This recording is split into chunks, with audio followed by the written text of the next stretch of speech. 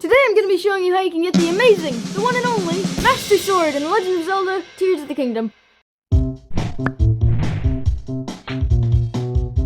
First, let's talk about when you should get the Master Sword. So you can actually get the Master Sword at any point in the game. But when you get the Master Sword, it shows the last memory, which will totally ruin the storyline for you. And let me just tell you, the storyline is amazing in this game. So if you haven't gotten all the memories that you need yet, then I don't recommend getting the Master Sword. But if you've gotten every single memory except for the first one and the last one, then keep on watching this video. I know it's a little bit confusing, but the game doesn't give you the first memory until you've gotten the quest for the Master Sword. But then once you actually get the Master Sword, it shows you the last memory. And I also just wanted to say this video does not contain any spoilers, so I'm not going to be showing any of the memories or anything like that.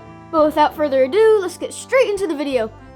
So to start the quest, you need to head over to this chasm right here. It's just along the road to Korok Forest. Once you're there, you just need to dive down the chasm, and if you have it, you might want to put on the glide armor set so you don't take any fall damage, because it's really hard to see the bottom. I actually have a full video out on how to get that, if you want to check that out. But once you're down there, you want to put a marker right below the middle of Korok Forest. There's actually going to be a Lightroot that you want to make your way to. It's called the Rikonasum Lightroot. And once you're there, you should see this huge tower, or whatever you want to call this thing.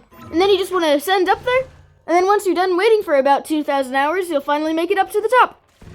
And then make sure you grab this shrine because it's going to be very important later on. Next, just go up one of these routes so you can talk to the Great Deku Tree. And if you talk to him, he'll say his stomach isn't feeling good. And that's probably because he has a huge hole inside of him. So you want to drop down the chasm, but just be prepared because there is going to be a boss fight down here.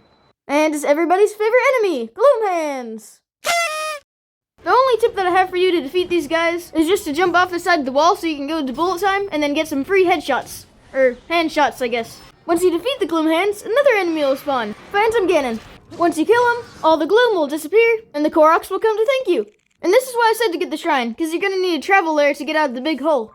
Then you can just talk to the Great Deku Tree, and then he'll show you the first memory, which I'm not going to show. He'll then start you on a quest to retrieve the Master Sword, and he'll say the Master Sword is actually moving. So just make sure the marker is on for the Recovering the Hero's Sword quest. Just go to the map of the sky, and then find the glowing marker, just so you know it might be at a different spot than mine is, because it's constantly moving. And then I'd recommend just finding the closest Skyview tower and then flying from there. That way you'll be just high enough to reach the dragon that the Master Sword is on. Then you can just land on the dragon and grab the Master Sword. Just so you know, you will need 2 wheels of stamina for this. Now is the time to cause your finger pain by holding the A button for a very, very, very long time. And finally, you can now get the Master Sword. I don't know why it's so quiet. Wow! And now you have the Master Sword! And another memory, which I'm also not going to show.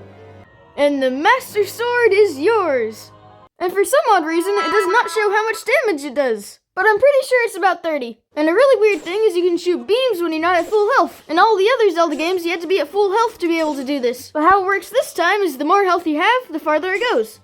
And I'm pretty sure the durability of this weapon is around 35 hits.